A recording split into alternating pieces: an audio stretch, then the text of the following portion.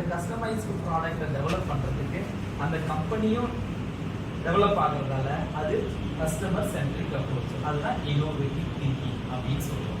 அந்த end user யாரு? Physically challenge persons வந்து அந்த வெஹிக்கிளை யூஸ் பண்ண போகிறாங்க. நீ டிசைன் பண்ணதை ஆர் நீ திங்க் பண்ண ப்ராடக்டை யூஸ் பண்ண போகிறாங்க. அது டிசைன் திங்கிங். அப்போ டிசைன் திங்கிங் இண்டிவிஜுவல் இம்ப்ரூவ்மெண்ட்டுக்கு மட்டும் இல்லாமல் சொசைட்டியல் இம்பேக்ட்டுக்கும் யூஸ் ஆகிறது தான் இன்னோவேட்டிவ் திங்கிங்னு சொல்லுவோம். Next one. So what are the forms of innovative thinking? Create the problem, solving, design, critical thinking, perception, synthesis. இது ஆல்ரெடி சொன்னதே தான். நீ ஃபர்ஸ்ட் திங்க் பண்ற, அந்த திங்க் பண்ற ப்ராசஸ் கிரிட்டிக்கல், அதாவது கிரிட்டிக்கல் ப்ராப்ளம் சால்விங் ஸ்கில்ல ஒரு ப்ராப்ளம்ஸை டிஃபைன் பண்ற, அதுக்கு சொல்யூஷன்ஸ் அனலிட்டிக்கலாகவும் கொடுக்கணும், எக்ஸ்பிரிமெண்டலாகவும் கொடுக்கணும். அனலிட்டிக்கல் டேட்டாஸில் இவ்வளோ டேட்டாஸ் இருக்குது, இதுக்கு இப்படி பண்ணோன்னா இவ்வளோ பேர் பெனிஃபிட் ஆவாங்க அப்படிங்கிற டேட்டா பேஸ் கொடுக்கும்.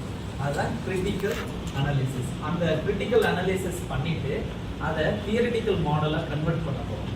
இப்போ அந்த தியரிட்டிக்கல் மாடலுங்கிறது தான் டிசைன். அந்த தியரிட்டிக்கல் மாடலை டிசைனாக கன்வெர்ட் பண்ணிவிட்டு அந்த டிசைன்லேருந்து ப்ரீவியஸ் எக்ஸிஸ்டிங் டிசைனுக்கும் இப்போ நீ திங்க் பண்ண டிசைனுக்கும் உள்ள டிஃப்ரென்ஸை தான் கிரிட்டிக்கல் திங்கிங் சொல்லுவோம். ஸோ இதை திரும்பவும் இந்த டிசைனை ப்ரோட்டோடைப்பாக கன்வெர்ட் பண்ண போகிறீங்க. அதுதான் சிந்தசிஸ் ப்ராசஸில் பண்ணுவோம். அந்த ப்ராடக்டாக கன்வெர்ட் பண்ணிவிட்டு அந்த ப்ராடக்டை ஃபங்க்ஷன் பண்ணுவோம். ஃபங்க்ஷன் பண்ணி டேட்டாவை அனலிட்டிக்ஸ் பண்ணுவோம். அப்போ இந்த 4 ஃபார்ம் 5 ஃபார்ம்ஸில் தான் இன்னோவேட்டிவ் திங்ஸை நீ கிரியேட் பண்ணணும். நெக்ஸ்ட் இதை பற்றி டீட்டெயிலாக உங்களுக்கு பிஎம்சின்னு சொல்லுவாங்க, பிஸ்னஸ் கேன்வா மாடல் அப்படிங்கிறது. இது எப்படி பண்ணணும், எதுக்காக பண்ணுறோங்கிறத இன்னொரு ப்ராஜெக்ட் வச்சு எக்ஸ்பிளைன் பண்ணுறோம். ஒரு ஃபார்மருக்கு இருக்கிற ஒரு இஷ்யூ, அந்த ஃபார்மருக்கு எப்படி இந்த பிஎம்சி யூஸ் ஆகுது.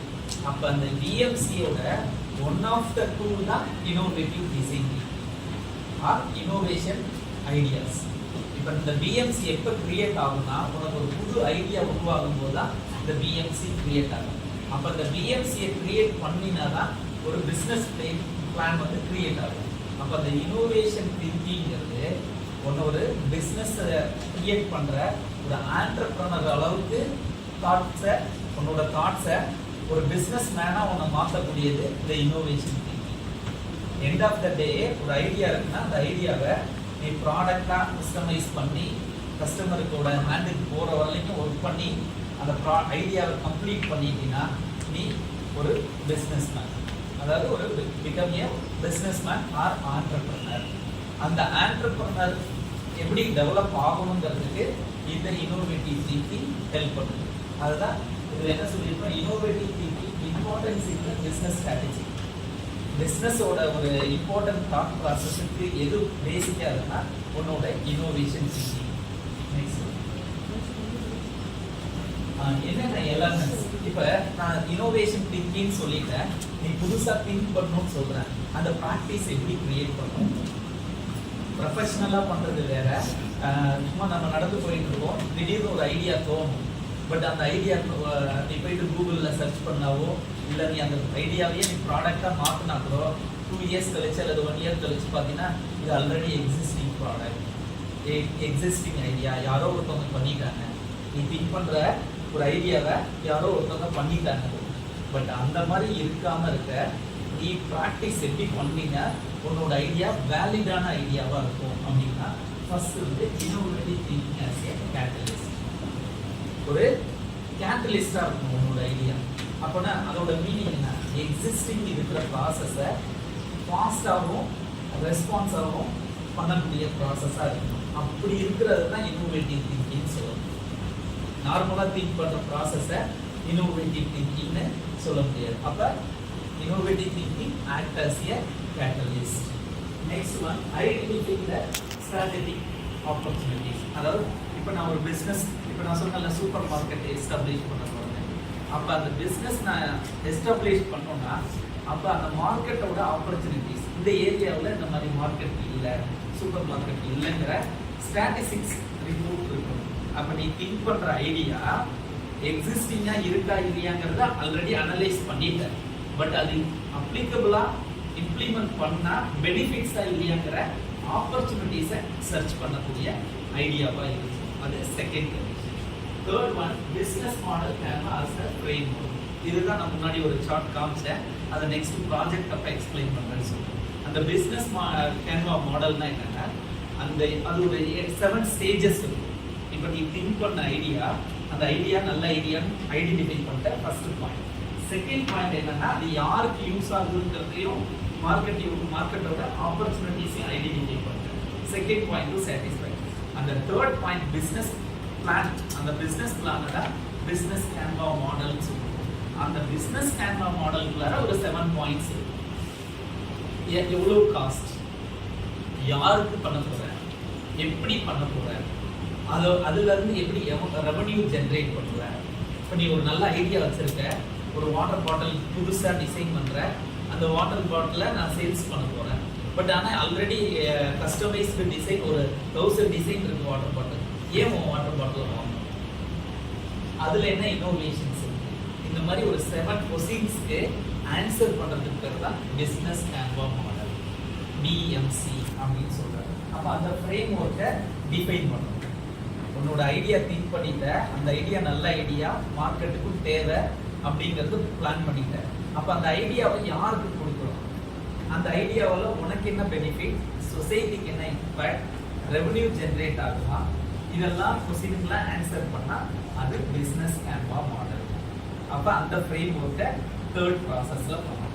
Fourth one, mapping innovative idea to canvas elements. இப்போ உன்னோட ஐடியாஸ் ரெடிங்கிறது customer centric approach. Who is the customer? இப்போ டிவி சேனல்ஸ் இருக்குல்ல, அதோட கஸ்டமர்ஸ் யாரு? வியூவர்ஸ். அப்படியா? டிவி சேனல்ஸோட கஸ்டமர் யாரு? யூசர் யாரு?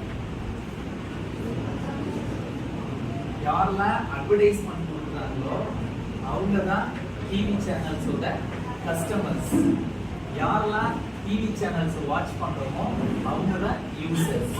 அப்போ கஸ்டமர்ங்கிறது அது இன்னோவேட்டிவ் திங்கிங்.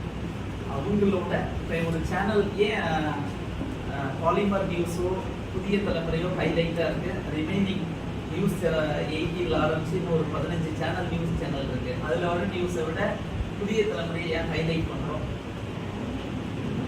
இந்த ஒரு கிளாரிட்டி இருக்கும், அதில் வர ஆடுக்கு ஒரு இம்பார்ட்டன்ட் இருக்கும். ஸோ அப்போ எல்லாருமே கஸ்டமர்ஸ் எது லைக் பண்ணுவாங்க?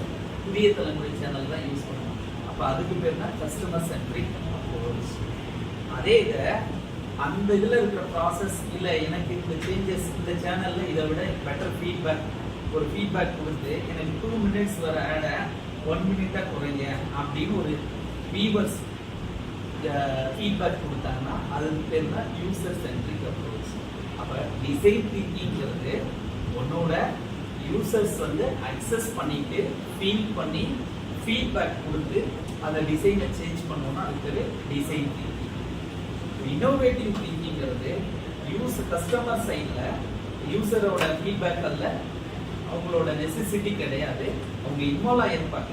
பட் ஆனால் கஸ்டமரோட சாட்டிஸ்ஃபேக்ஷனை ஃபீல் பண்ணுறது தான் என்ன டிசைன், என்ன திங்கிங், இன்னோவேட்டிவ் திங்கிங்.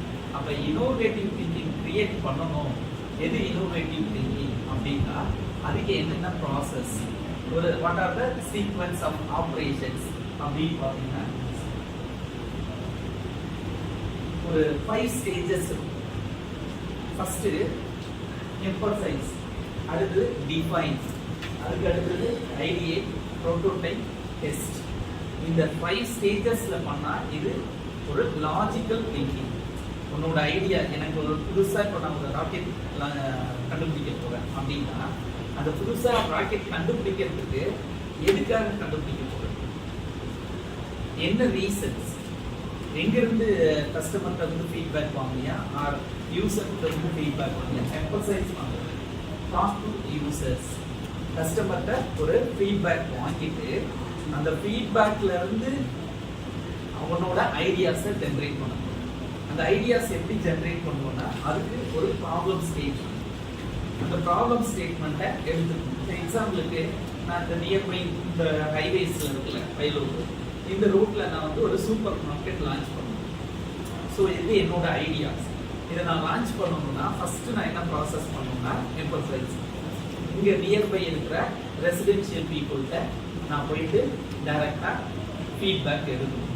இந்த இடத்துல எந்த மாதிரி ஹைப்பர் மார்க்கெட் பண்ணலாமா, இல்லை லோயர் லெவல் சூப்பர் மார்க்கெட் லெவலில் பண்ணலாமா, இல்லை ஒரு சின்ன ஷாப் மாதிரி கிரியேட் பண்ணலாமா, அதுதான் யூசர் ப்ராசஸ், யூசர் இன்டர்ஃபேஸஸ், அதுதான் எம்பசைஸ் அப்படின்னு சொல்லுறது. சரி, ஃபீட்பேக் எடுத்துட்டேன். அப்புறம் என்னோட ப்ராப்ளம் டிஃபைன் பண்ணணும்.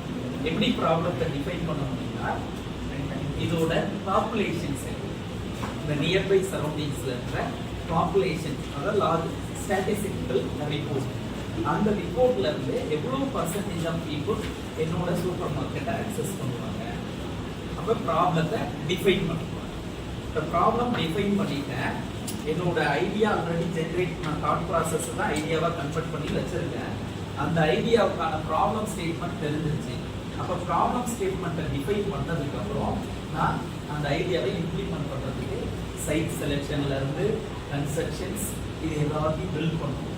அதுதான் ப்ரோட்டோடைப். அதுக்கப்புறம் ஒரு 1 month நான் ரன் பண்ணணும். அந்த ரன் பண்ணிட்டு அதோட ஃபீட்பேக், நீங்கள் பேக்கிங் வந்து உங்களோட இதில் பெட்டராக இல்லை, நீங்கள் ஐஸ்கிரீம் ஷாப்பாக அடிஷ்னலாக அந்த ஹைப்பர் மார்க்கெட்டுக்குள்ளாரையோ அல்லது சூப்பர் மார்க்கெட்டுக்குள்ளார அடாப்ட் பண்ணுங்கள், ஒரு சாக்லேட் ஷோரூம் வைங்க, இந்த மாதிரி ஃபீட்பேக்ஸ் வருதில்ல, அதுதான் டெஸ்டிங் சொல்லுவோம். ஸோ உனக்கு இந்த இனிஷியேட் ஆகிற ஒரு ஐடியாவில் இந்த 5 ஸ்டேஜஸில் நீ அடாப்ட் பண்ணினா அந்த ஐடியா ஒரு வேலிட் ஐடியாவாக ப்ரொபகேட் ஆகும். ஸோ அதுதான் டிசைன் திங்கிங்கோட ப்ராசஸ் ஆர் ஸ்டேஜஸ் அப்படின்னு சொல்லுவோம். அப்போ ஒரு குரூப் டிசைன் திங்கர் ஆகணும்னா இந்த 5 ஸ்டேஜஸை நீ ஃபில் பண்ணணும். அதுக்கு ஒரு செக்லிஸ்ட் மாதிரி எடுத்து இருக்கு டிஃபைன் அப்படின்னா என்னென்ன ப்ராப்ளம்ஸை